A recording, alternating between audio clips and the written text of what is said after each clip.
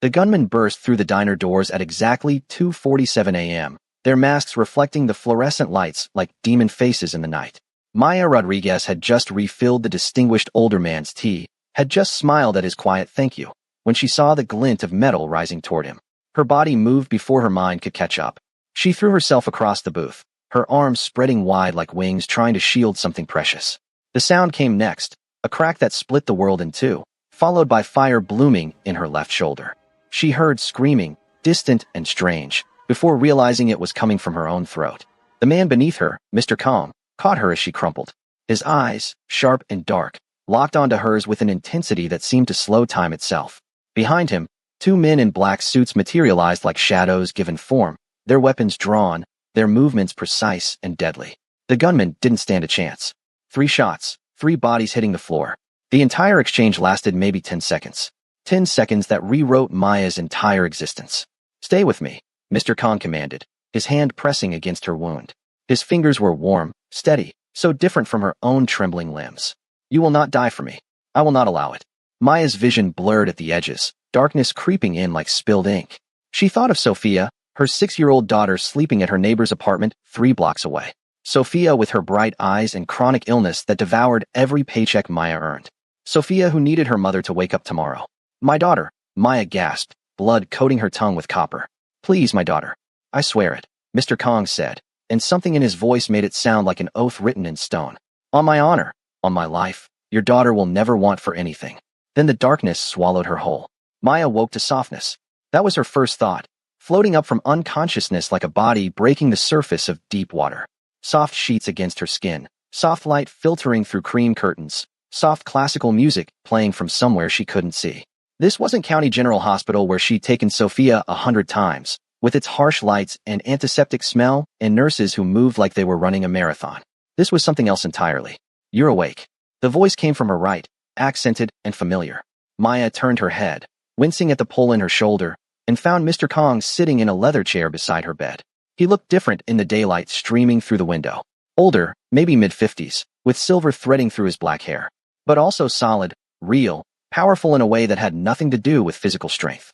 A younger man stood behind him, arms crossed, jaw tight. He was younger, late 20s perhaps, devastatingly handsome in that sharp-edged way that seemed carved rather than born. His eyes, dark and intense, fixed on Maya with an expression she couldn't quite read. Anger? Curiosity? Something else entirely? "Where am I?" Maya's voice came out rough, broken glass over gravel. "Cedars-Sinai Medical Center, private wing," Mr. Kong answered, his English heavily accented but clear. "You have been unconscious for 18 hours. The bullet missed your major arteries, but you lost significant blood. The doctors say you will recover fully." Maya's hand flew to her chest, panic spiking through the medication haze. "Sophia? My daughter, where is?" 3 floors up in the pediatric wing, Mr. Kong interrupted gently. "Receiving treatment from the finest specialists in California. Her medication has been adjusted, her care plan optimized. She is asking for you, but she is safe and well." He paused, his gaze never leaving Maya's face. "I told you I would protect her. I keep my promises." The relief hit Maya so hard she started crying, great heaving sobs that made her shoulder scream in protest. She didn't care. Sophia was okay. Sophia was getting the care she needed, care Maya had been trying to afford for 3 years with double shifts and skipped meals and prayers that went unanswered until now. "Thank you," she choked out. "Thank you. I don't know how I'll ever repay." "You already did." Mr. Kang's voice cut through her tears like a blade, sharp and absolute. "You took a bullet meant for me. You, a stranger, chose to die so that I might live. In my world, Miss Rodriguez, that creates a debt that can never truly be repaid. But I will spend the rest of my life trying." The younger man behind Mr. Kong shifted, his jaw clenching tighter.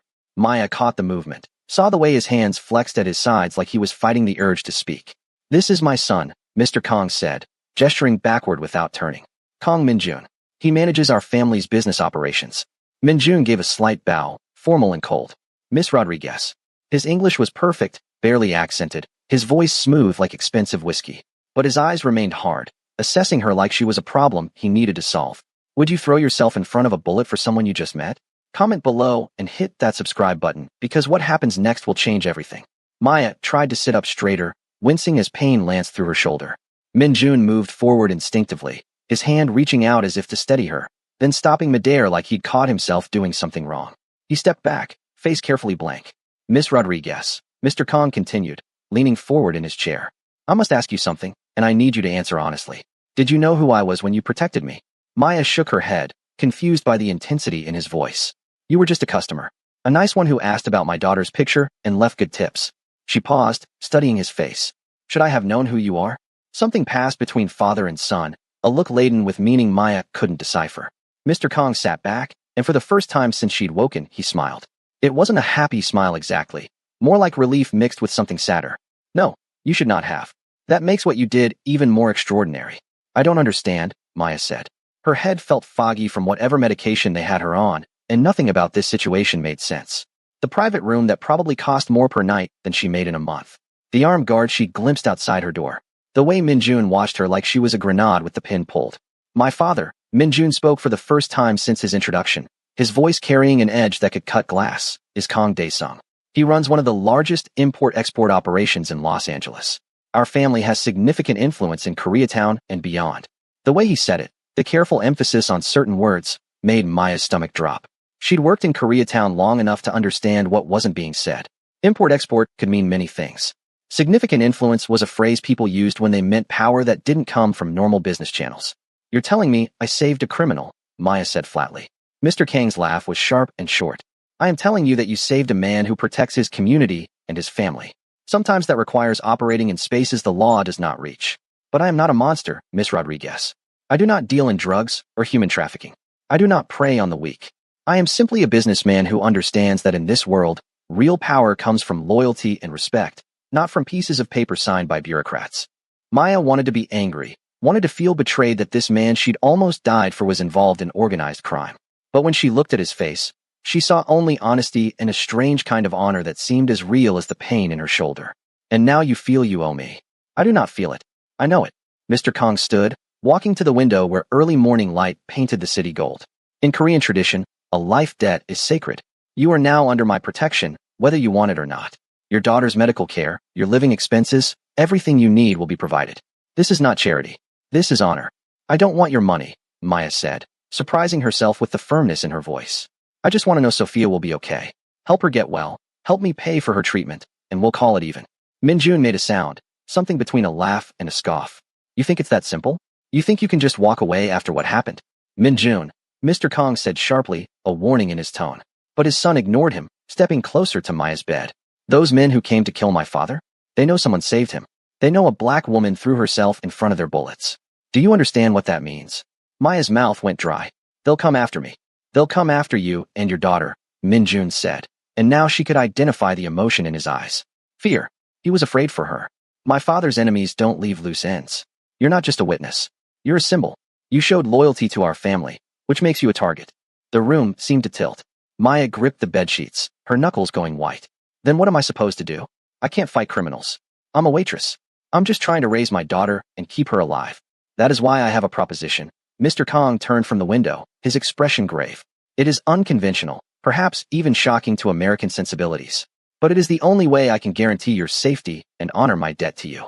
Maya looked between father and son, seeing the tension in both their faces. What kind of proposition? Mr. Kong took a deep breath. I want you to marry my son.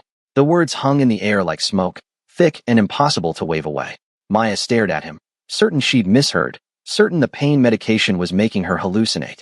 You want me to what? Marry Min-jun, Mr. Kong repeated calmly, as if he'd just suggested she stay for dinner. As my daughter-in-law, you would have the full protection of our family name. No one would dare touch you or Sophia. You would have resources, security, a future for your child. And I would fulfill my obligation to you in the most honorable way our culture recognizes.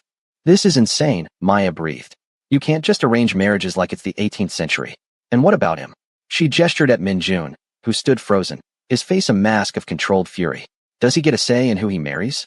My son understands duty, Mr. Kong said, but his eyes flickered to Min-jun with something that looked like apology. He knows that family comes before personal preference. This marriage would solve multiple problems. It would protect you, honor my debt, and strengthen our family's image. My enemies would see that we value loyalty above all else. Maya couldn't believe what she was hearing. She'd woken up expecting to be handed a bill she couldn't pay and instead found herself in the middle of some twisted Godfather situation. I'm not marrying a stranger. I'm not marrying anyone. This is ridiculous. Is it more ridiculous than dying because you can't afford protection? Min-jun's voice was quiet but sharp. He'd moved to the foot of her bed, his hands gripping the rail. My father is trying to save your life. You might not like the method, but it's effective. Maya met his gaze, saw the resentment simmering there beneath the surface. You don't want this either. I can see it all over your face. What I want is irrelevant, Min Jun said coldly. What matters is keeping my family safe and honoring my father's obligations. If that means marrying someone I don't know for the sake of duty, then that's what I'll do. How noble of you. Maya shot back, anger flooding through her veins. Sacrificing yourself for the poor little waitress who can't take care of herself. That's not what Min Jun started, but Mr. Kong raised his hand. Enough. Both of you. He looked at Maya with something softer in his eyes. Miss Rodriguez, I am not asking for your answer now. You've been through trauma. You need time to heal, to think, to understand the situation fully. Take a few days. See your daughter. Let me show you what kind of life I'm offering. Then decide. And if I say no? Maya asked. Mr. Kang's expression darkened. Then I will provide you with money and security to the best of my ability. But I cannot guarantee your safety. My enemies are watching. They know you exist. The moment you leave my protection, you become vulnerable. He paused. I have already lost one woman I cared about to this life. I will not lose another if I can prevent it. The raw pain in his voice made Maya's anger deflate slightly. This wasn't just about honor or debt. This man genuinely believed she was in danger, and maybe he was right. She thought about Sophia, about tucking her in at night, about all the times she'd promised her baby girl that everything would be okay. How could she keep that promise if someone put a bullet in her head? I want to see my daughter, Maya said finally. And then I want the truth. All of it. What you really do, who wants you dead, what I'm actually getting into if I agree to this insanity. Mr. Kong nodded. That is fair. Min Jun will stay with you. Answer any questions you have. I must attend to business, but I will return this evening. He moved toward the door, then paused. Miss Rodriguez, I know this seems cruel and archaic, but in my world, this is how we protect those we value. Whether you believe it or not, you are valued now. After he left, silence filled the room like water rising. Maya stared at the ceiling, trying to process everything, while Min Jun remained at the foot of her bed, still gripping the rail like it was the only thing keeping him grounded. You can leave too, Maya said after a long moment. I don't need a babysitter. I'm not leaving. Min Jun pulled a chair closer and sat down, crossing his arms. Someone needs to make sure you don't do something stupid like try to run. Why would I run? I can barely walk. Because people in panic make irrational decisions. His eyes studied her face. And you're panicking, even if you're hiding it well. Maya hated that he was right. Her heart was racing, her palms sweating despite the cool air conditioning. Your father wants me to marry you. I think panic is a reasonable response. Agreed. Min Jun leaned back in his chair, and for the first time, some of the hardness left his face. He looked tired, she realized. Exhausted in a way that went deeper than just lack of sleep. For what it's worth, I didn't know he was going to propose this. He told me after you were in surgery, presented it as already decided. And you just went along with it? What choice did I have? Min Jun's laugh was bitter. My father saved my life when I was 17. Pulled me out of a gang situation that would have killed me. He gave me purpose, education, a future. I owe him everything. So when he says he needs me to marry someone to honor a debt and protect our family, I don't get to say no. Maya softened slightly, hearing the trapped note in his voice. We're both prisoners in this, aren't we? Prisoners with very nice accommodations, Min Jun said dryly. But yes, prisoners. They sat in silence for a moment, two strangers bound together by circumstance and bullets and an old man's sense of honor. Finally, Maya spoke. Tell me about yourself. If I'm supposed to consider marrying you, I should at least know who you are. Min Jun raised an eyebrow. What do you want to know? Everything. Start with why you sound like you were born in California, but your father sounds like he just got off the plane from Seoul. A ghost of a smile touched Min Jun's lips. Because I was born here. My father immigrated when he was 16 with nothing but the clothes on his back and a cousin's address in Koreatown. He built everything from scratch, started with a small grocery store, and expanded into import-export. By the time I was born, he was already powerful, already connected. And your mother? The smile vanished. Dead. Cancer, when I was 12. After that, my father threw himself into work, into building an empire he said would protect me from ever being vulnerable again. Min Jun's jaw tightened. But empires need heirs. I was groomed from childhood to take over. Business school at USC, internships with our family operations, learning both the legitimate and illegitimate sides of what we do. Do you want it? Maya asked. The empire, I mean. Min Jun was quiet for a long time. I don't know anymore. When I was younger, yes. It felt exciting, powerful. But now I see what it costs. The violence, the constant watching over your shoulder, the way you can't trust anyone outside the family. My father lost the woman he loved to this life. And now he's trying to drag you into it too. He thinks he's saving me. Maybe he is, Min Jun admitted. The people who tried to kill him tonight. They're part of a rival organization run by a man named Choi Sang-min. He's been trying to take over my father's territory for years. Ruthless doesn't even begin to describe him. If he finds out you're unprotected, just some waitress who happened to be in the wrong place. He trailed off, but Maya heard the unspoken words. You and your daughter will disappear. Fear coiled in Maya's stomach. So my choices are marry a stranger or risk my daughter's life. Or take my father's money and run, Min-jun said. Leave California, change your names, start over somewhere far away. Can you imagine being forced to choose between marrying a stranger or running for your life? Drop a comment with what you do and make sure to subscribe to see what Maya decides. Maya shook her head immediately. Sophia's doctors are here. Her treatment plan is finally working after 3 years of trial and error. Moving her now, disrupting her care, it could kill her faster than any gangster. She looked at Min-jun, really looked at him. Beneath the expensive suit and the cold exterior, she saw someone as trapped as she was. If I agree to this, what would it actually look like? A real marriage or just paperwork? Min-jun straightened in his chair, and Maya noticed the way his shoulders tensed. My father would expect it to appear real. We'd live together at the family estate, attend events as a couple, present a united front. But behind closed doors, it could be whatever we agree to. Separate rooms, separate lives. A business arrangement. And when it's safe? When whoever Choi is gives up or gets arrested, or whatever happens to make the threat go away. Then we divorce quietly. Min-jun's voice was matter of fact, like they were discussing a contract negotiation. You'd get a settlement, enough to take care of Sophia for life. My father's guilt would be satisfied, you'd be secure, and we'd both be free. It sounded so simple when he said it like that. A temporary sacrifice for permanent security. But Maya had learned long ago that nothing was ever as simple as it seemed. What about dating? What if you meet someone you actually want to be with? Min-jun's expression flickered with something she couldn't name. I don't date. My lifestyle doesn't allow for normal relationships. Most women either want me for my money or run screaming when they figure out what my family really does. He paused. What about you? Boyfriend waiting somewhere. Sophia's father left when I told him I was pregnant, Maya said flatly. Haven't had time or energy for dating since. Between working 2 jobs and taking care of a sick child, romance wasn't exactly a priority. Then we're both conveniently unattached. Min-jun stood, walking to the window where his father had stood earlier. Look, I know this is insane. I know you didn't ask for any of this. But my father is right about one thing. You saved his life, and in our world, that means something. It means everything. Maya watched him, silhouetted against the morning light. Do you resent me? For saving him? For creating this situation? Min-jun turned, and the honesty in his face surprised her. I resented you at first. When he told me his plan, all I could think was that some stranger had just derailed my entire life. But then I saw the security footage from the diner. His voice dropped. You didn't hesitate. Those men came in, and you just moved. You didn't know my father was worth millions, didn't know saving him would get you anything except probably dead. You just saw someone in danger and acted. That's what decent people do, Maya said quietly. No, it's not. Min-jun shook his head. Decent people freeze. Decent people duck for cover. Decent people choose their own survival over a stranger's. What you did was either incredibly brave or incredibly stupid. My mother always said I had more heart than sense. A real smile crossed Min-jun's face this time, small but genuine. She sounds like a wise woman. She was. Cancer took her when Sophia was 2. Maya felt the familiar ache of loss. I think she'd have liked this situation even less than I do. She raised me to be independent, to never rely on a man for security. Then don't think of it as relying on me, Min-jun said, coming back to sit down. Think of it as a strategic partnership. You provide legitimacy and prove my family values loyalty. I provide protection and resources. Neither of us has to like it. We just have to make it work long enough to solve the problem. Before Maya could respond, a knock sounded at the door. A nurse entered, followed by a small whirlwind of pink pajamas and dark curls. Mommy. Sophia. Maya's heart nearly burst as her daughter ran to the bed. The nurse helped lift Sophia up carefully, mindful of Maya's injury.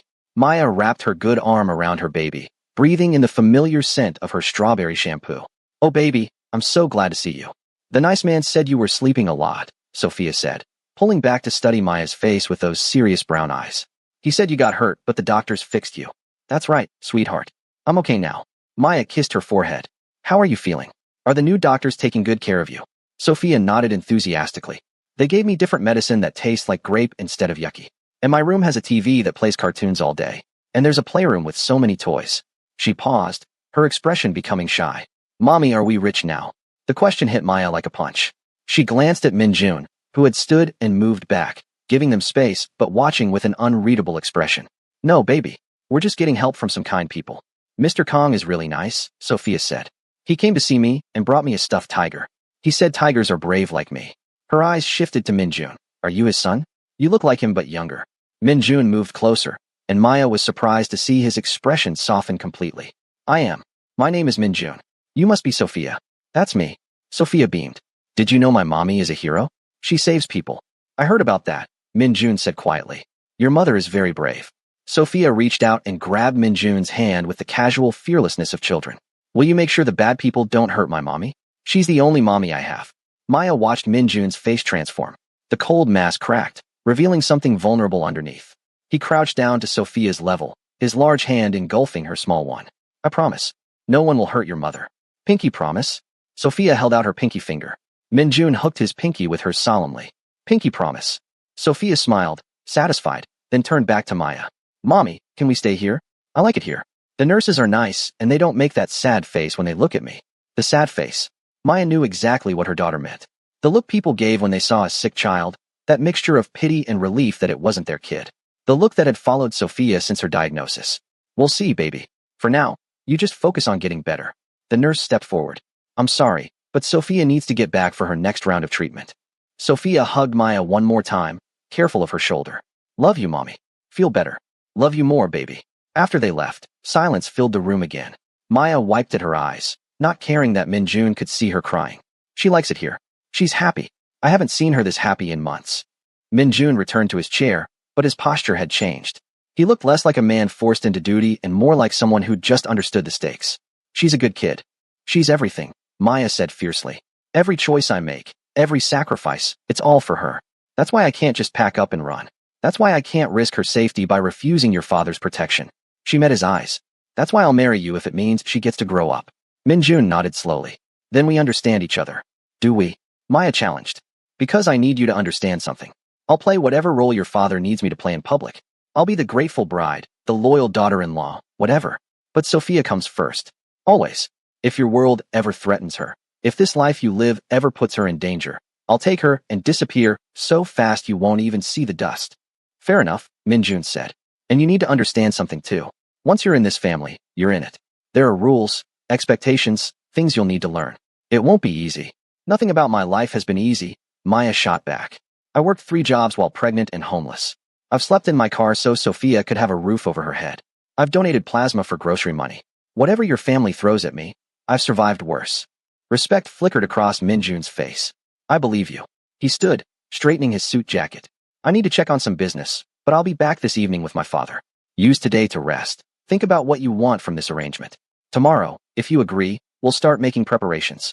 How long until the wedding? Maya asked, still struggling to believe this was real. A week, maybe 2. Korean tradition requires certain ceremonies, but given the circumstances, we'll keep it small. Immediate family, essential associates. Enough to make it legitimate without turning it into a spectacle. After Minjun left, Maya lay back against the pillows, exhaustion washing over her. Her shoulder throbbed, a constant reminder of how her life had fractured into before and after. Before the bullet, she'd been struggling but free. After the bullet, she was safe but trapped. Was it even a real choice when one option meant potential death and the other meant security? She thought about her mother, about the fierce independence she'd instilled in Maya from childhood. Never let a man define you. Never give up your power. But her mother had also taught her that a smart woman knows when to be flexible, when to adapt to survive. Maybe this was one of those times. Maybe marrying Minjun wasn't giving up her power, but using it strategically. The door opened again, and a woman entered carrying a tray of food. She was older, maybe 60, with kind eyes and gray-streaked hair pulled back in a neat bun. Miss Rodriguez, I am Mrs. Park. Mr. Kong has asked me to look after you during your recovery. Thank you, but I don't need looking after, Maya said automatically. Mrs. Park smiled, setting the tray on the bedside table. Everyone needs looking after sometimes. It is not weakness to accept help. She began arranging the food, traditional Korean dishes that smelled amazing. I have worked for the Kong family for 20 years. I knew Minjun when he was just a boy getting into trouble. Maya sat up straighter, intrigued. What was he like? Angry, Mrs. Park said simply. His mother died, his father buried himself in work, and Minjun acted out. Got involved with bad people, nearly destroyed his life before he was old enough to vote. She poured tea into a delicate cup. But Mr. Kong pulled him back, showed him a better path. Minjun owes his father everything, which is why he will do whatever is asked of him, even marry a stranger. He told you about that? Everyone in the family knows. Mr. Kong does not make decisions in isolation. Mrs. Park handed Maya the teacup. There is much gossip, much speculation about you. Some are pleased, others concerned. A few are angry. Let me guess, Maya said. They think I'm some gold digger taking advantage of the situation. Some think that, yes. Others see you as a problem, a complication in already complicated times. Mrs. Park met her eyes. But I saw the security footage. I saw what you did. That was not the action of someone calculating advantage. That was pure instinct, pure heart. Maya sipped the tea, surprised by how soothing it was. Mrs. Park, can I ask you something honestly? Am I making a mistake? Should I just take whatever money they offer and run? The older woman was quiet for a long moment, her hands folded in her lap. I cannot answer that for you. But I can tell you this. The Kong family is complicated, yes. They live in shadows, yes. But they are also loyal, protective, honorable in their own way. If you become part of this family, you will never want for anything. Your daughter will have the best care, the best education, the best opportunities. You will have protection that extends beyond just bodyguards. You will have a place to belong. At what cost? Your freedom, in some ways. Your privacy, certainly. Your old life, completely. Mrs. Park leaned forward. But perhaps your old life was not so good that it's worth dying to keep? The blunt question made Maya laugh despite herself. You don't pull punches, do you? At my age, there is no point in pretty lies. Mrs. Park smiled. Eat now. You need strength for what comes next. Over the next few days, Maya's life became a strange blur of hospital routines mixed with glimpses of the world she was about to enter. Mr. Kong visited daily, bringing gifts for Sophia and treating Maya with a formal respect that felt almost paternal. Minjun came and went, sometimes staying for hours, sometimes just checking in. They talked about logistics, about the cover story they'd tell people, about the arrangements being made. The estate has a separate wing, Minjun explained during one visit. You and Sophia will have your own space. 5 bedrooms, private living area, kitchen if you want to cook for yourself. We'll share common areas for appearances, but you'll have privacy. What about Sophia's medical care? Already arranged. Dr. Chun, one of the top pediatric specialists in the country, will oversee her treatment personally. Home nursing staff, when needed, transport to appointments, everything. It all sounded too good to be true, which made Maya suspicious. What's the catch? There's always a catch. Minjun leaned back in his chair, studying her. The catch is that you'll see things you can't unsee. You'll know things you can't unknow. My father runs legitimate businesses, yes, but also operations that exist in legal gray areas. Import-export sometimes means moving goods that customs doesn't approve. Protection services sometimes mean collecting debts in ways police wouldn't sanction. You'll meet people who've done terrible things. You'll attend events where half the room is connected to organized crime. Would you marry into a crime family to save your child? Comment below and subscribe to find out if Maya can survive in this dangerous new world. Can I pretend I don't know?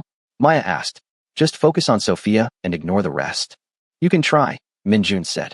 But ignorance won't protect you if something goes wrong. It's better to understand the world you're entering, to know who to trust and who to avoid. I can teach you if you let me. Teach me to be a criminal's wife. Teach you to survive, Minjun corrected. There's a difference. On the 5th day, Dr. Chun came to discuss Sophia's progress. Maya sat in her daughter's hospital room, watching Sophia color in a princess book, while the doctor reviewed charts with the careful precision of someone delivering important news. The new medication protocol is showing excellent results, Dr. Chen said. Sophia's blood work has improved significantly. Her energy levels are up, inflammation markers are down. If this continues, we're looking at a very positive prognosis. Maya felt tears spring to her eyes. She's going to be okay? I never make absolute promises, but yes, I believe she's going to be okay. With proper ongoing care, regular monitoring, and continued treatment, Sophia should be able to live a relatively normal life. Dr. Chen smiled. She's a fighter, your daughter. After the doctor left, Maya pulled Sophia into a careful hug, mindful of the 4 lines. You hear that, baby? You're getting better. I told you the great medicine works, Sophia said seriously. Can we stay here forever, Mommy? I like it here. We're not staying at the hospital forever, but we're going to a new house. A really big house with gardens and your own room. Sophia's eyes went wide. My own room? Not shared with you. Maya laughed through her tears. Your own room. And mine will be right next to yours, so I can still check on you at night. Will Mr. Kong be there? And Minjun? Yes, they'll be there too. We're going to be living with them for a while. Sophia considered this, her small face scrunched in concentration. Like a family? Maya's heart clenched. Something like that, sweetheart. Good, Sophia declared. I like them. Minjun is funny when he doesn't think anyone's watching. He made faces at me yesterday when the nurse was being boring. That surprised Maya. She'd only seen Minjun's serious side, the controlled businessman who treated everything like a negotiation. He made faces at you? Uh-huh. And he knows all about tigers because that's his favorite animal too. He says tigers are strong and protect their families no matter what. Sophia went back to coloring. I think he'll be a good big brother. Maya didn't have the heart to explain that Minjun wouldn't be her brother. That conversation could wait until Sophia was older, until she could understand the complicated truth of their arrangement. That evening, Mr. Kong arrived with Minjun and another man Maya hadn't met before. He was younger than Minjun, maybe 25, with sharp features and an expression that radiated hostility. This is Kong Junho, my brother's son, Mr. Kong introduced. My nephew and second in command of our operations. Junho gave a curt nod.